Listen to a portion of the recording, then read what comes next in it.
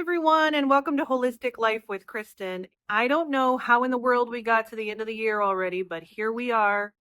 This year, I am so fortunate to have my parents with me. And in addition to my parents, I am also having my two best friends over, and as well as their family and another family that I met that I am fortunate to have met through my other friend. So we are going to be having a house full this year. And so I have been hosting holidays in my home for so many years now that honestly, it doesn't even faze me. Every time there's a party or a holiday, that gathering always happens at my house. So I am constantly hosting. So I think a lot of you who are also hosting holiday get togethers for Thanksgiving as well as Christmas that's coming up, I think we can all relate to the fact that if you do not plan accordingly, if you do not take certain measures, your holiday will be much more stressful and much more complicated than it needs to be, leaving you exhausted. By the time you sit down to eat the meal, you're just so tired you don't even know what you're eating. And so I have had holidays like that many years ago. I have just about dropped over so tired in my chair that I couldn't even enjoy Thanksgiving or Christmas dinner or New Year's Day dinner or whatever it is. And so those situations that I have found myself in previous years um, have taught me a lot. Because of those situations, I have developed strategies to help me get through hosting holidays in my home without losing my mind. So today I wanted to talk to you about all of the things that I like to do in order to prepare for hosting people in my home for the holidays. So at the end of the day, this all boils down to basically two things. One, I hate to say it, is always going to be planning. And number two is going to be keeping it simple. So the first consideration that you have to make is taking time off of work. And of course, this is going to be different for everybody. Some people may not have time to take off of work, and some people may not be able to afford to take time off work. So that is two different issues. So my recommendation would be to take at least one day off prior to your holiday or prior to your celebration. And if you can, take at least 2 days off. And if you're able to take the whole week off, that's probably asking a lot for the majority of us, but many of us can afford to take at least 1 to 2 days off prior to hosting a party in your home. If you cannot take any time off, I would try to find some time in the 1 week prior, basically evenings every day in the week ahead of your party, or the previous weekend. You're going to use that time to try to plan. So if you have a day or two before you're hosting your holiday party, you have time to clean your house, wash your dog, get all your last minute shopping done. Ideally, you would not be cleaning your house and doing any shopping the day of the holiday. Holiday is go time. So you already have everything in your house that you need in order to host your dinner. So it is always a good idea to match the size of your menu to the size of your crowd. So if you are just having a 3 to 4 person small family dinner, um, you would be better off to just do like one pie and like 2 or 3 side dishes and one main. But if you were having a large gathering with lots of family members, probably about 7 or more people, then it would make sense to have a wide array of cookies, maybe some pudding dishes, 2 or 3 pies, maybe 2 turkeys, maybe a turkey and a ham, or, a couple of different main dish options, because you're going to have the people to eat it. But if you're just a small family get together, maybe just a few people, that's going to be so excessive and unnecessary. It's going to take a lot of effort on your part. My number one tip is to keep your dinner as simple as you possibly can make it. Of course, holiday dinners are not simple. The majority of them are not simple, especially if you're having any number of people over. But I would recommend keeping it as simple as you can. And so this is going to allow you to focus more on each individual dish, making it the best that it can possibly be. It is going to allow you to make more dishes from scratch. It would be better even in most cases to make larger batches and fewer variety of dishes in order to have more homemade dishes or more dishes that you have focused on and are going to taste so amazing than to have a bunch of different dishes all out of boxes that frankly just do not taste all that great. Personally, I prefer to limit my budget spent on decor. As much as possible, I try to reduce my spending on decor because I want to put all of that money into good quality ingredients. I want my money to go toward my meal, especially if you are budget conscious. This year, especially because things are pretty tough for most people. I think that having a delicious meal with high quality ingredients is going to be so much more bang for your buck than it would be if you spent a lot of money on decorations. And honestly, the one decor that I do spend my money on is a nice set of paper plates and a nice flower arrangement for the table because it just makes your table look gorgeous. And it shouldn't be more, usually I can get a thing of flowers for like $13 to $15. Sam's Club has some really pretty arrangements. But most of the time you can get some pretty nice flower arrangements for $20 or less. And it'll really amp up your holiday party. So that is the one decor item I do invest in. But as far as tablecloths go, I prefer to use one of my seasonal tablecloths that I have. I have quite a collection. To keep yourself on track the day of the holiday and even the days leading up to the holiday, I make myself an action list. This includes all the details from start to finish.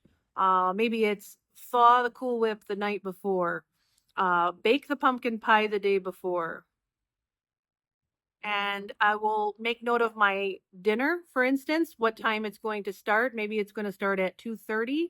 So then I will figure out how much time I need to cook whatever I'm cooking. Say it's a turkey. So I want to make sure that I am starting to prepare that turkey by 8:30. I get it in the oven by 9:30. And then my turkey has until 1:30 to cook in the oven because I need up to about 4 hours. And I need about 30 minutes or so for my turkey to rest and to get all my other stuff out of the oven, all the other dishes coming out of the oven. So basically, when you are in the heat of the moment, you can stay calm because you know that as long as you're following that list, you are going to end up finishing everything on time and you're not going to forget anything. Because sometimes if you forget something, you can end up hosing yourself up pretty bad, especially if it pertains to the turkey. The turkey's got to stay on time, especially if you are making turkey. Some of the other dishes are a little more forgiving, but if you are cooking a turkey, you got to keep that turkey on track. And an action list is the way to do that. The next tip that I have for you is to prep as much as you can a day or two before. So ideally, like I had mentioned, taking 1 to 2 days off of work. If you've got 2 days off, you've got it made in the shade. 2 days before, you can clean and wash your dog and get your house all ready to go.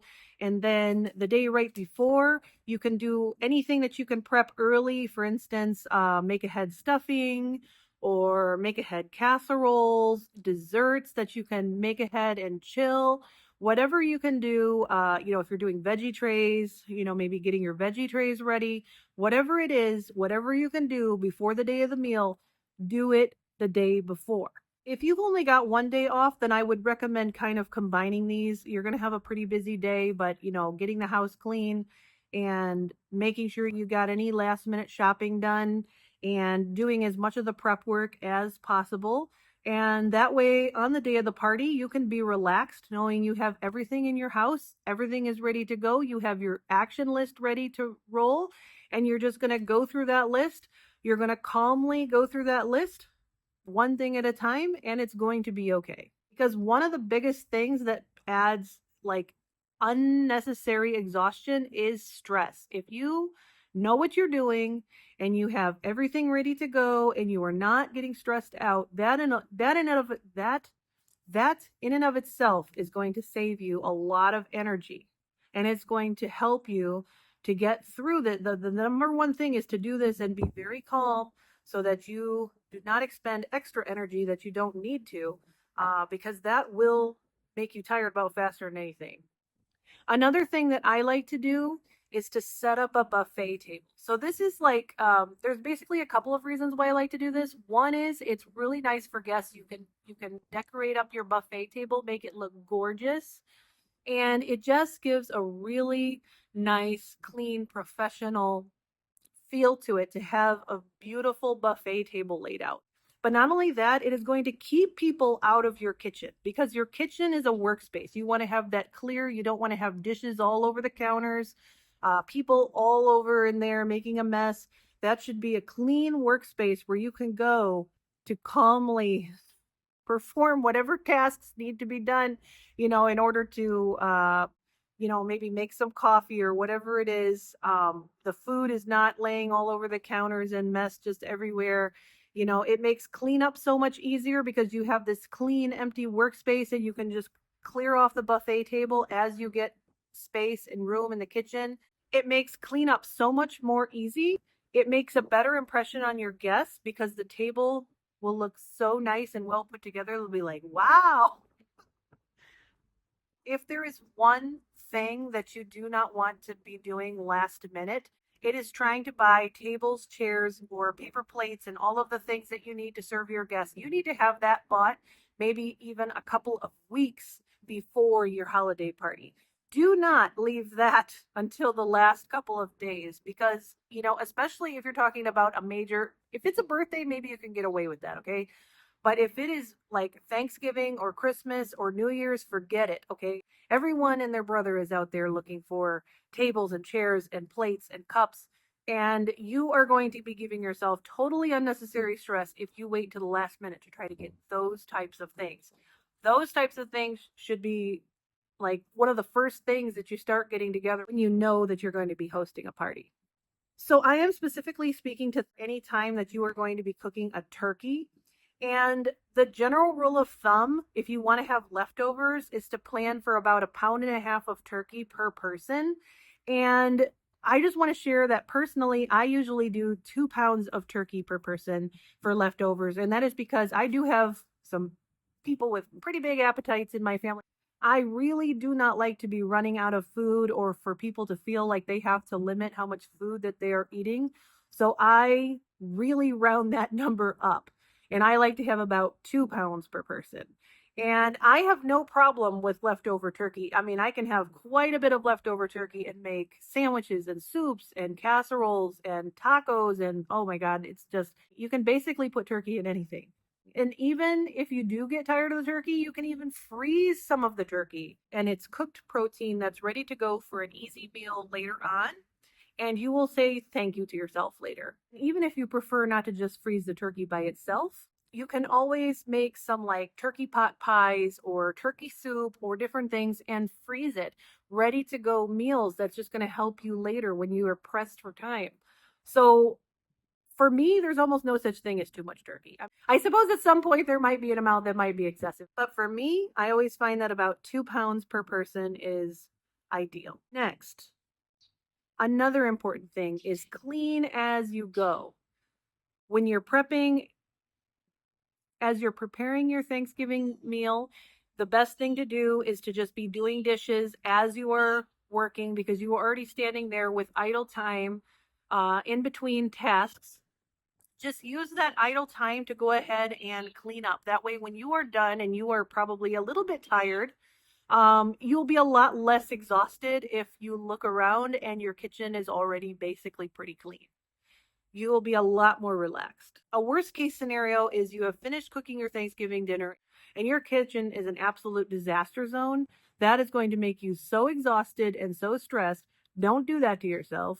Clean as you go. I don't have kids, but I do have pets. But I would definitely say it would be best to have a plan for your kids and your pets. Find some way to keep them preoccupied and out of the kitchen. The kitchen is a work zone. You've got knives, you've got hot ovens, doors. You don't want to be falling over kids. You don't want your kids or your pets to get injured. You don't want yourself to get injured. with quick movements and people backing up and carrying hot plates of food, it's just a bad idea to have little kids and pets in the kitchen area. So have some way to keep them preoccupied that is outside of the kitchen. And that is basically to keep your sanity to keep and also to reduce the risk of an injury. Generally, so as for some general guidelines, I usually buy my non-perishable can items, my cutlery and my paper plates and cups, your drinks, anything that you are going to need for your party that does not expire. I prefer to get that done. I prefer to shop for those items at least 2 to 4 weeks before the holiday party.